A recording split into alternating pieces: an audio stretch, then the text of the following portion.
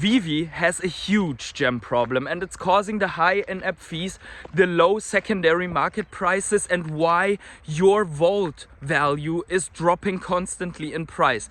But most of all, it's causing a big portion of the negative sentiment, of the concerns out there, of the FUD, and everything that is going on in the VeVe fam right now. Hey everyone, it's the Patient Hodler coming at you with another video, and in this one I want to lay out this huge gem problem that VeVe has. I want to show to you how it came up, why it is still there, and how it causes these side effects on sentiment, high market fees, and low prices of your collectibles in the app. And don't get me wrong here, this is not a FUD video. This is an informational video, and actually I want to bring, and I say this before, a very positive point here, because there's also a solution to the problem and a reason why this is only transitory. And I will present this to you step by step, so stick with me. But before we start, please keep in mind that I'm a crypto and NFT investor and not your financial advisor, so please do your own research before you ape full degen into the VeVe collectibles. Also, if you enjoy this video and the information, then please leave a like under this video. That is the most important and free way to support my channel. And with that out of the way, let's get finally started. So this intro here is out in beautiful nature, and you guys have requested more nature videos, but unfortunately, because of the high complexity of what I am going to present to you, we need to get over to the computer right now. The last bull run in the VeVe app happened under different circumstances as we find them on the app today. Even with the high edition sizes, the drops got heavily squeezed by massive amounts of bots, so that many items never hit real user wallets. KYC was not implemented yet, and users participated in drops with multiple phones even after collectible transfers were not possible anymore. Cash out was not implemented yet, so the only outflow of gems was the primary market and the secondary market fees. A rampant gem inflation, driven also by gem fraud, hit the market, causing gems to trade at 50 cents to, at the days of massive gem exploits, 20 cents per gem on the black market.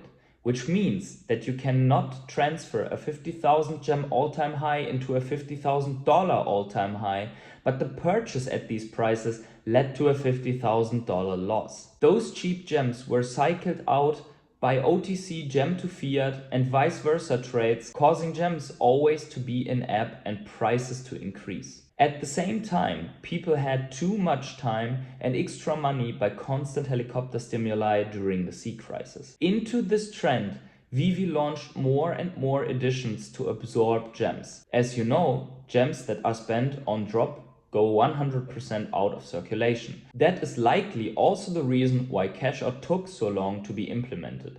This is commented by David Yu on Matt Gondek's podcast as follows. 12 months ago, we had to increase the edition size to cool the market down, because if you have a million people trying to buy something and you're only making 1,000 of it, you're going to create a problem, and you're going to see artificial wash trading or inflated value.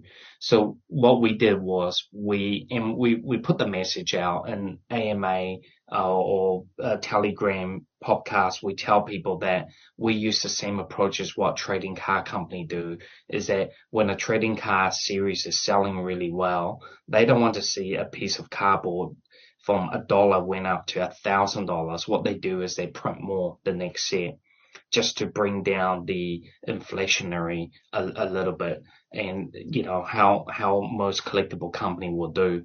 We did that just to let the market know that we need to cool it down. And in fact, there were series out there that we start selling the collectible rather than $50. We have, a $10, $12 range to tell them, hey, this is only a $10, $15 product. You should not be, expect that it's going to be thousands. So we cool it right down.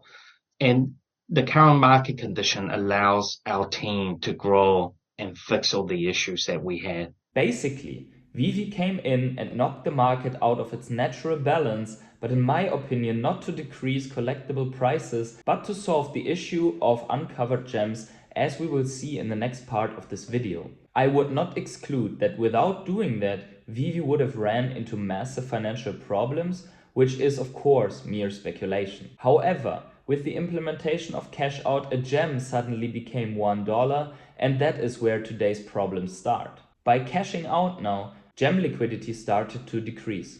Less input happened because of the bear market and overall loss of sentiment in the crypto space, while simultaneously draining gems by cashing out and increasing drop frequency and edition sizes led to an environment that in itself became less attractive for people to participate in drops, as you would already know that secondary market prices might be cheaper for all non-grail drops. It is necessary that we understand the gem economy and history in detail. So here it is. VeVe and licensors only get paid in fiat. This is achieved by moving gems out of circulation, unlocking the underlying dollar that is supposed to back each gem. But is each gem really backed by a dollar? Let's look more carefully. You buy 3,000 gems for $3,000. Most were purchased on App Store, where Apple and Google take a 30% cut. You get your 3,000 gems, but only 2,000 of those gems are backed by a dollar, meaning VeVe immediately owes a $1,000 debt on the 3,000 gems you purchased. But VeVe still lets you cash out 3,000 gems for $3,000, right? Minus the cash out fee. And also, if the $3,000 you put in has already created a $1,000 deficit for VeVe, where does the money come from to not only still cash out that $3,000, but also pay both VeVe and the licensors and income too? Let's look closer. First, we should refer to this important tweet from Trevor, one of the early team members. The tweet that I mean came as a reaction to a tweet that Gaston made in 2022. Since the launch of the app, VeVe pays 30% fees to the Play Store, Google, and the App Store from Apple with each purchased gem. Probably more than $30 million lost because the website is still not ready. At the time, the web application was still in development. And then Trevor answers, it's more than that. 30% to the app stores, 30 to 50% of the remainder to the licensors on primary market sales. We can see from this tweet that 30 to 50% of money generated from each collectible sale goes to licensors. This is key information. And bear in mind, the vast majority of collectibles sold so far have been Disney or Marvel. Safe to assume these fall within the upper 50% echelon. So now that you have your 3,000 gems, you have three options, each with different implications for how VeVe and licensors get paid. For math's sake, I will assume a 33.3% Apple fee to make numbers round. And in the final math example, I will also display the VeVe benefit and deficit with the original 30% Apple fee to leave the exact results in place. First, you cash your 3,000 gems out right away. It may not make much sense to do so, but you do have the option to cash out your 3,000 gems without buying any collectibles. Let's see how this plays out. Firstly, you pay a 10% fee to cash out, so VeVe takes 300 of your 3,000 gems out of circulation to pay themselves, meaning VeVe has been paid $300. That leaves you with 2,700 cash out to you. Meanwhile, VeVe is still $1,000 in debt due to the 30% App Store fee. So VeVe's final balance from your $3,000 purchase and cash out is a $700 debt. Second, you spend your gems on primary. This is what VeVe ideally wants. When you spend your gems on a collectible on primary, you are sending them directly to VeVe. Those gems do not re-enter the market, so they have permanently left circulation. This means VeVe and licensors can get paid from this pot. Remember, VeVe is holding $2,000 from your original 3,000 gem purchase. 50% of that money is paid to licensors, remember Trevor's tweet from the beginning, and the other 50% goes to VeVe. So VeVe now receives $1,000 from your original 3,000 gem purchase. All 3,000 gems that you purchased have also been moved out of circulation and are therefore no longer owed by VeVe. So in this case, VeVe is in $1,000 credit. There are no gems to cash out. Third option, you spent your gems on secondary. Now it gets a little bit more tricky. Here you are passing your gems peer-to-peer from the buyer of the collectible to the seller of the collectible. After each transaction, VeVe removed 2.5% of the gems you transacted from circulation. Licensors also removed 6% of those gems from circulation. So if you use your 3,000 gems to buy a collectible on secondary, 255 gems, 8.5%, are removed from circulation. From that, VeVe is getting paid $75, 2.5%. Now the seller of the collectible you purchased holds 2,745 of the 3,000 gems you originally purchased. If that new holder of your gems now cashes out, they apply the 10% withdrawal fee, so 275 of the 2,745 gems are taken out of circulation and paid to VeVe. That leaves 2,470 of the original 3,000 to be cashed out. Remember that VeVe received that $75 fee on your transaction. But also remember, VeVe only received $2,000 from the original 3,000 purchase. $1,000 went to App Store. So in this case, cashing out those gems puts VeVe into $120 debt from your original 3,000 gem purchase.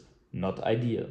So as you can see from above, VeVe is not immediately making much money. In fact, depending on buying and selling behaviors, VeVe could be losing large amounts of money on the transactions. VeVe is therefore heavily incentivized to convince you to purchase on primary market or have items being transacted several times on the secondary market. They much prefer you to directly spend your gems on the primary market.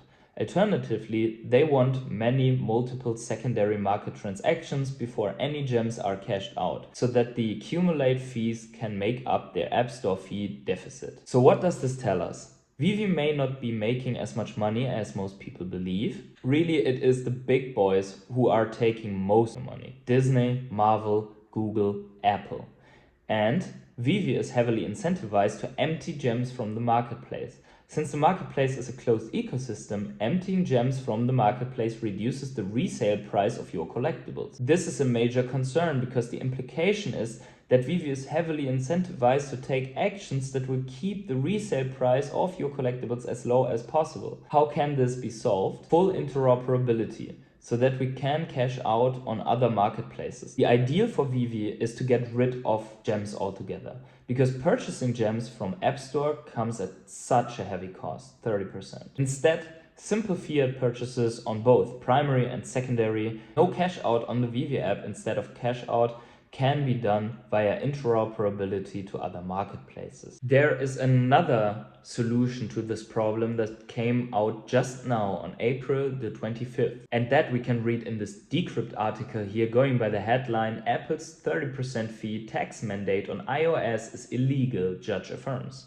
And that could be good for crypto and NFTs. In a decision with potentially major implications for NFT and crypto builders, a United States federal appeals court has ruled that Apple violated California's unfair competition law by forbidding app developers from using any alternative payment method besides those of the tech giant's own app store, which has a 30% fee on most transactions. So what does it all mean? If we were to transfer out our collectibles and therefore get interoperability, all sides would benefit. If the app store fees get deemed illegal and the stores have to remove them for good, it also would benefit the market. Either way, prices can only recover if the issue of unbacked gems is solved.